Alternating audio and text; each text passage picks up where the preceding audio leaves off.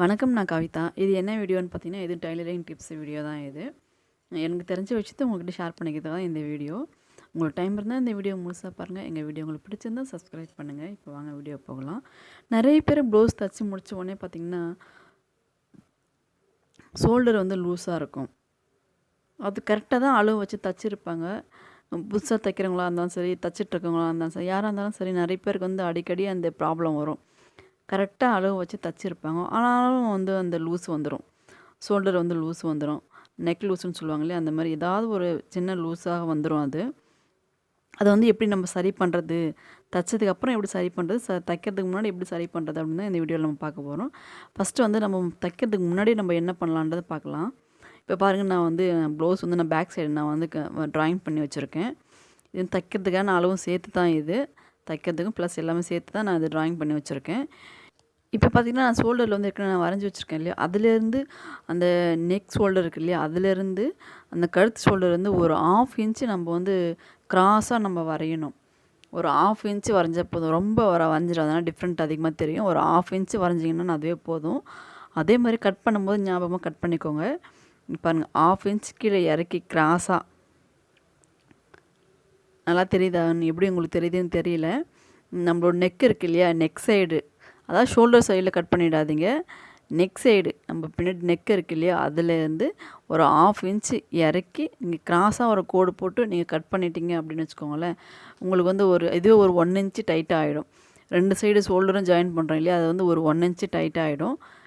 இப்போ நெக்கில் தான் நீங்கள் ட்ராயிங் பண்ணணும். நெக்கில் தான் பண்ணணும். நீங்கள் ஷோல்டரில் பண்ணிட்டு போகிறீங்க. ஷோல்டரில் பண்ணக்கூடாது. பேக் சைடில் பாருங்கள், ஃபோல்டிங் நம்ம பக்கம் திருப்பி நான் போட்டிருக்கேன் இல்லையா? அந்த பக்கம் நம்ம சைடு தான் நம்ம வந்து இந்த ட்ராயிங் பண்ணணும். 1/2 இன்ச்சு கீழே இறக்கி நம்ம வந்து கிராஸாக நம்ம கோடு போட்டு அதை கட் பண்ணிட்டோம் அப்படின்னு வச்சுக்கோங்களேன்.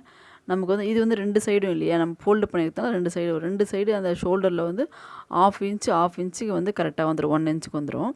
அப்புறம் இன்னமும் பார்த்தீங்கன்னா, இன்னும் லூஸாக இருக்குது அப்படின்னு பார்த்தீங்கன்னா, நீங்கள் வந்து இது வந்து ஃப்ரண்ட்டு பேக். நான் பாருங்கள், இது வச்சுருக்கேன் இல்லையா? இது வந்து ஃப்ரண்ட்டு இது.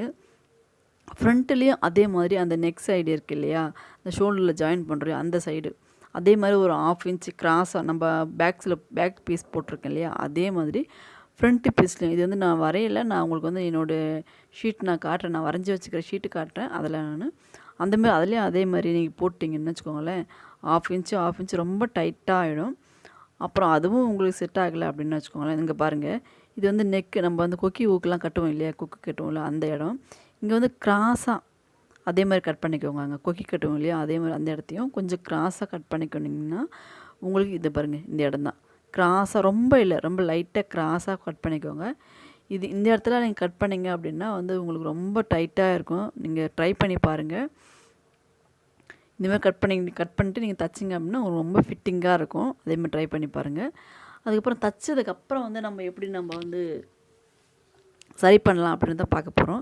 இப்போ தச்சு முடிச்சதுக்கப்புறம் பார்த்திங்கன்னா, ஷோல்டர் இருக்குது இல்லையா? அந்த இடத்த வந்து நீங்கள் எம்மிங் பண்ணியிருப்பீங்க. அந்த எம்மிங் பிரிச்சுட்டு நம்ம தைச்சோம் இல்லையா? அதையும் பிரிச்சுட்டு லைட்டாக கொஞ்சம் இப்போ நம்ம காட்டினோம் இல்லையா? 1/2 இன்ச்சு இறக்கி அதே மாதிரி 1/2 இன்ச்சில் நம்ம அதே மாதிரி தையலை போடணும். ஏற்கனவே நம்ம போட்டிருக்கிறோம் இல்லையா? அந்த தையலை கிராஸாக பிரிச்சுட்டு அந்த எம்மிங்கும் பிரிச்சுட்டு, இந்த பாருங்கள், நம்ம எம்மிங் போட்டிருக்கோம் இல்லையா? அந்த ஷோல்டர் 2 ஷோல்டரும் ஜாயின் பண்ணியிருக்கோம் இல்லையா? அந்த ஜாயினிங் அதை பிரிச்சுட்டு அந்த எம்மிங்கும் பிரிச்சுட்டு அப்படியே ஓரமாக நம்ம வந்து ஒரு 1/2 இன்ச்சு கிராஸாக, ரொம்ப திக்கோட நீங்கள் தைச்சிட்டிங்கன்னா நீங்கள் டிஃப்ரெண்ட் தெரிஞ்சிடும். சும்மா ஒரு ஆஃப் தான் நம்ம பண்ண முடியும்.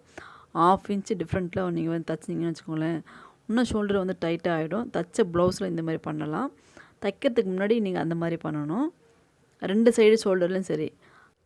இந்த மாதிரி 2 ஷோல்டர்லேயும் பண்ணிவிட்டு அதுக்கப்புறம் மறுபடியும் லூஸாக இருக்குது அப்படின்னா நீங்கள் என்ன பண்ணணும், முன்னாடி நீங்கள் கப் சைஸ் வருது இல்லைங்களா? அங்கே முன்னாடி வந்து கொஞ்சம் நீங்கள் பிடிக்கணும்.